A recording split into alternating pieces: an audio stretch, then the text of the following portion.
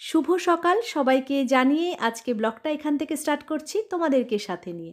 দেখো এইদিকে ভাত হচ্ছে আর এখানে আমি প্রেসার কুকারে করে নিয়েছি চিকেন স্টু। কর্তামশাই বলেছে ব্রেড দিয়ে চিকেন স্টু খাবে ব্রেকফাস্টে।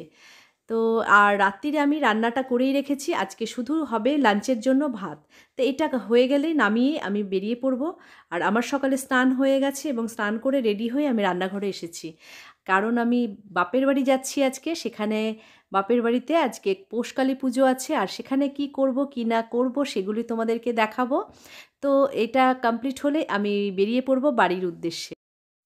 বাড়ি থেকে বেরিয়ে আমি ট্রেন পেয়ে গেছি, ট্রেনে উঠেও গেছি। ট্রেনটা খুব বেশি ভিড় ছিল না, আবার খুব ফাঁকাও ছিল না।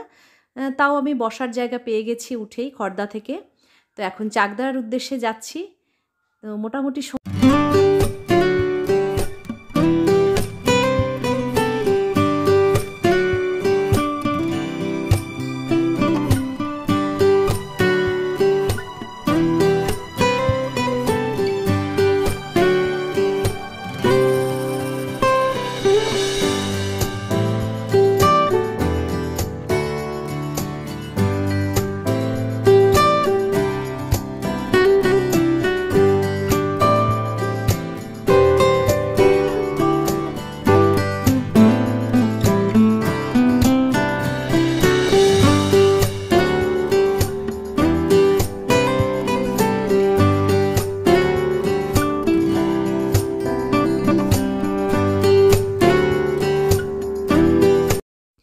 চাকদা প্ল্যাটফর্মে নেমে গেছি, আর ওভারব্রিজের ওপর থেকে এই মন্দিরটা আমি দর্শন করছি। প্রত্যেকবারই তাই করি, কারণ এই দক্ষিণেশ্বরের আদলে এই মা কালীর মন্দিরটা আমাদের চাকদা প্ল্যাটফর্মে 2 নম্বরে আছে।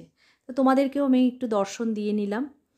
তো এখন আমি 2 নম্বর প্ল্যাটফর্মের দিকে যাচ্ছি, কারণ বাপের বাড়ি যেতে গেলে এই দিক থেকেই যেতে হবে। আর তোমাদের সঙ্গে আমার বাড়িতে যেয়ে দেখা হবে, আর কি করছি কি না করছি সে তো তোমরা দেখতেই পাবে। তো চলো, বাড়িতে চলে এসেছি আর সবার সঙ্গে কথা বলছিলাম তখন। আর আমাদের এই যে ভাই পোষ্য আমাদের বাড়িতেই থাকে, ছোট্টোর থেকে ও মানুষ হয়েছে, ওর নাম টমি।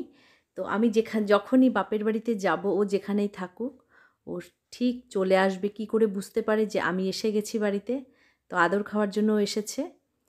তো সেটাই ওর সঙ্গে কথা বলছি, সব ওর যাচ্ছে না সরছেও না।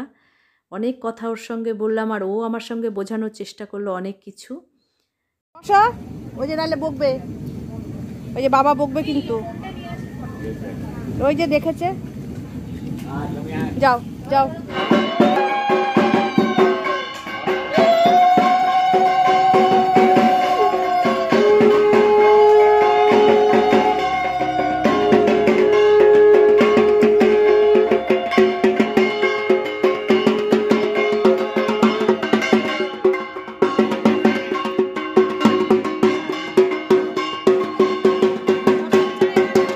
আমরা ঠাকুর নিতে চলে এসেছি। তো ঠাকুর নেওয়াও হয়ে গেছে, ভ্যানের ওপরে দেখো তোলা হয়ে গেছে। তো আর এই বাড়ির সবাই চলে এসেছি মোটামুটি, বাচ্চাদেরকে নিয়ে, ওদেরই তো আনন্দ বেশি। তো আমরা এখন বাড়ির দিকে যাব ঠাকুরকে মাকে নিয়ে। তো চলো দেখতে থাকো তোমরা।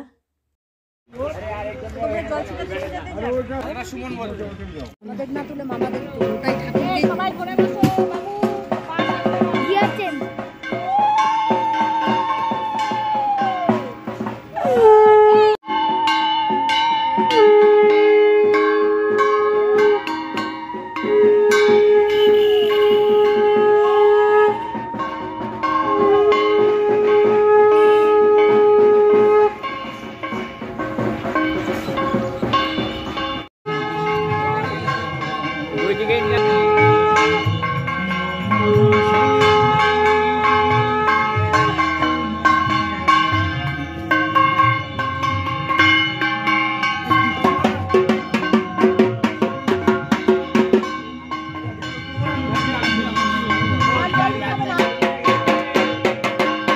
তো মাকে আনা হয়ে গেছে। দেখো আলপনাটা দিয়ে চলে গেছিলাম, তো এখনও কমপ্লিট হয়নি। ওটা আরও ওখানে রঙ্গোলি করব, সেটাও তোমাদের দেখাবো।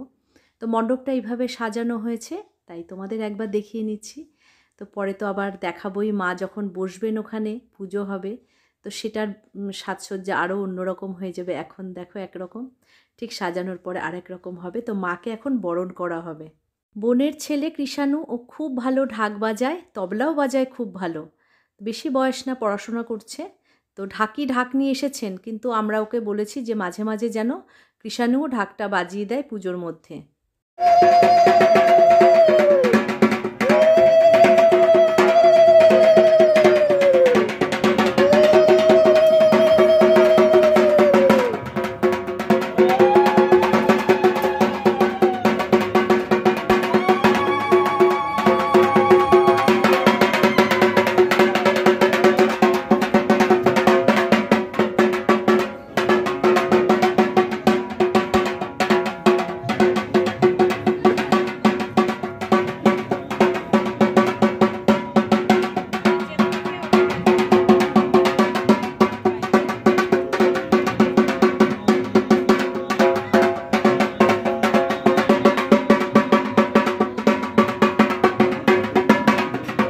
মাকে বাড়িতে এনে আগে বরণ করতে হয়, তারপরে মাকে বেদিতে বসানো হয়। তো আগে ভাইয়ের বউ বরণ করে নিল, এবারে আমার বোন বরণ করছে মাকে। তো সেটা বেদিতে বসানোর আগে বরণ করে তারপরে মাকে আহ্বান করে বেদিতে বসানো হবে। তো সেই পর্বগুলোই, রিচুয়ালগুলোই চলছে এক এক করে বাড়িতে আসার পরে। তো আমরা সেইভাবেই পাশে দাঁড়িয়ে দেখছি। বরণ করার পরে মাকে বসিয়ে দেওয়া হয়েছে মায়ের জায়গায়, আর দুদিকে রামকৃষ্ণদেব, সারদা মাকেও বসিয়ে দেওয়া হয়েছে। দেখো এখন একটা পুরো ভরাট, মানে পরিপূর্ণ লাগছে স্টেজটা। আর তার ফাঁকে আমি তো আলপনা দিয়ে নিয়েছি, কমপ্লিট করে নিয়েছি, শাড়ি টাড়ি পরে রেডি হয়ে একদম বসে আছি। পুজো বাড়িতে, মানে পুজো বলে কথা, সে একটা তো আনন্দ থাকেই, সে ছোটোবেলার মতনই। তা এখন আমি আর ভাই বসে ফুলগুলোকে আলাদা করছি, মালা আলাদা করছি। ঘরের ঠাকুর যেগুলো আছে, যারা যারা আছে সব ঠাকুরকে মালা পরানো হবে। তো সেই সবই আমরা আলোচনা করছি বসে বসে, ভাই আর আমি। তা আমার তো সেই ছেলেবেলার মতন এখনও পুজো হলেই ভীষণ আনন্দ, সাজুগুজু করব, সেটা তো একটা ব্যাপার থেকেই থাকে। ভাই একটা টুলে দাঁড়িয়ে তারা মায়ের ছবিতে জবার মালা পরিয়ে দিচ্ছে। তো দেখো, এগুলোই ভালো লাগে। সবাই মিলেমিশে আমরা ভাই বোনেরা মায়ের কাজ করছি আজকে। তো আমি ফল কাটতে বসে গেছি, কারণ পুরোহিতও ফোন করে দিয়েছেন যে উনি কিছুক্ষণের মধ্যেই পুজো করতে চলে আসবেন। তো অনেকটা ফল আছে, নৈবেদ্য সাজাতে হবে, তো সেইগুলো আস্তে আস্তে করতে হবে।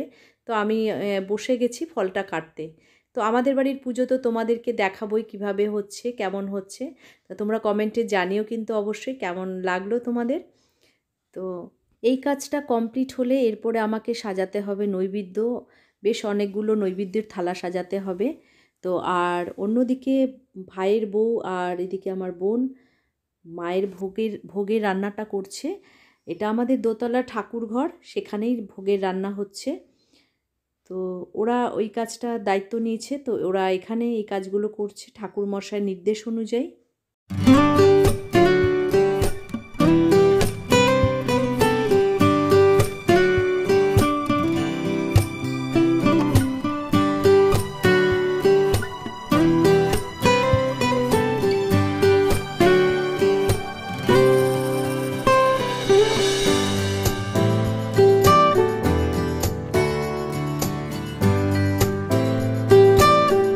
কে চা খাবি সেটা বল। আমি এটা এক্সট্রা নিয়ে নেই, আর এই দুটোটা আমরা এইটাই আমি। কোনটা তুমি খাবে? এইটাতে? আর দাদা ভাই কোনটাতে খাবে? এই বলো আছে। এই আগে জল দে। দাদা ভাই খাবে? চুপচাপ ওই জন্য চা করে নিয়ে চল ওই ঘরে। চল ওই ঘরে চল, আগে তোদের ছবিটা তুলে। Hi everyone, good evening. তোমরা সবাই কেমন আছো? তো দেখো আজকে কোথায় চলে এসেছি। আজকে আমি আমার বাপের বাড়ি চলে এসেছি। পুজো আছে, মানে পৌষকালী পুজো, সেটার জন্যই আমি এখানে এসেছি। তো পুজো কিভাবে হচ্ছে বা কেমনভাবে হচ্ছে সেটা তো তোমাদের দেখাবোই। তো এখন আমরা সবাই চা খেতে বসেছি, ঠিক আছে? তো আমরা, এই যে আমার ভাইয়ের ছেলে, নাম বলো, কৃষাণু। হ্যাঁ, সৌমিক। বোনের ছেলে, সরি আমি নাম বলতে ভুল করি। তো এখন আমরা বসে চা খাচ্ছি, পুজোর কাজ কিছুটা গুছিয়ে নিয়েছি, আর ওখানে আলপনা দেওয়া বা যে কাজগুলো ছিল সবাই ভাগ ভাগ করে করেছি। তো তারপর একটু ব্রেক নিলাম আমরা সবাই, ব্রেক নিয়ে এখন আমরা চা খাচ্ছি। বাচ্চা বাটির সঙ্গে আমি চা খাচ্ছি, সেটা দেখো। বাচ্চা বাটিগুলো কে কে আছে সেটা দেখো। তো প্রথম বাচ্চা বাটিকে বলে দিচ্ছি আমার ভাইয়ের ছেলে, নাম হচ্ছে সৌমিক। আমার বোনের ছেলে কৃষাণু, আর এ হচ্ছে বোনের মেয়ে, ইনি সবার বড়, মানে আমার ছেলে সবার বড়, তারপরে ইনি, তা ও হচ্ছে শ্রেয়া। তো বাচ্চা বাটিরা কি করছো? চা কে বানালো আজকে? আমি বানালাম চা সবার জন্য। এই তো সবাই খাওয়া ওখানেই আড্ডা নিয়ে বসেছি আমরা। আর সবাই কেমন আজকে পুজোটাকে এনজয় করছে? একদম খুব ভালো, সবাই মিলে একসাথে সব কাজ ভাগ ভাগ করে নিয়ে করে মাসি তারপর আলপনা দিল, সবাই মিলে দিয়েছি আমরা একটু, তারপর রং দিয়ে সাজালাম ওটাকে, হ্যাঁ রঙ্গোলি করলাম খুব সুন্দর করে। তো এখন ঠাকুরমশাই এখনো এসে আসেননি, আসলে আমরা আবার ওখানে আসলে আমরা আবার মণ্ডপে চলে যাব। তো এখন তোমাদের সঙ্গে আবার মণ্ডপে গিয়ে দেখা হচ্ছে। এখন তাহলে রাখছি, টাটা। বেশ কিছুক্ষণ আগে পুরোহিত মশাই পুজোয় বসে গেছেন, তো তোমাদেরকেও মায়ের পুজোটা এবার আমি দেখাবো, তোমরা দেখতে থাকো।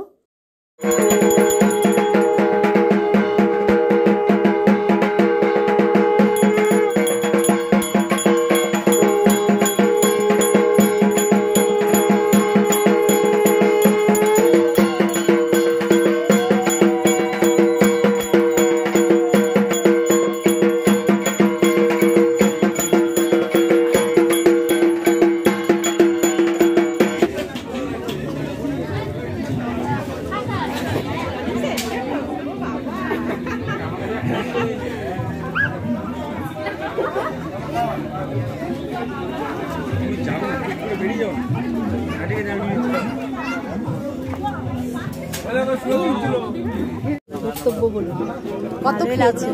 হ্যাঁ অনেকটাই খেয়ে নিয়েছি, দুটো বেগুন ভাজাও খেয়ে নিয়েছি। আর খিচুড়ি কবার নিয়েছে?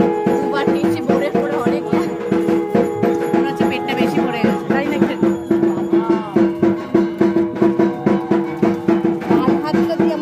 এখন বেশ রাত্রি হয়ে গেছে, পুজোটা প্রায় শেষের দিকে। আমি 108টা প্রদীপের এই স্ট্যান্ডে আমিও কিছুটা প্রদীপ জ্বালাবো। তো সবাই এটাতে একটু একটু করে জ্বালিয়েছে। প্রদীপের নিয়ম হচ্ছে বাড়ির সবাই অল্প অল্প করে পুরো 108টা প্রদীপকে জ্বালাবে। তো শেষের দিকে আমি জ্বালাচ্ছি আর আমার ভাইয়ের বউ জ্বালাচ্ছে আমার পাশে। তো আমরা শেষে এটা কমপ্লিট করে দেব, তারপরে এটা আরতি হবে। আরতি অলরেডি অনেক হচ্ছে, তো এইটা বাকি আছে। এই প্রদীপটা পুরো জ্বালানো হলে তখন পুরোহিত মশাই এই 108টা প্রদীপের আরতি করবে মায়ের কাছে। তো সেই কারণে আমরা জ্বালিয়ে দিচ্ছি তাড়াতাড়ি করে। 108টা প্রদীপের আরতি হয়ে গেলে মায়ের কাছে তারপরেই হোমযজ্ঞ শুরু হবে, আর হোমযজ্ঞ হয়েই পুজোটা কমপ্লিট হয়। তো এখন আগে আরতিটা আগে হয়ে নিক।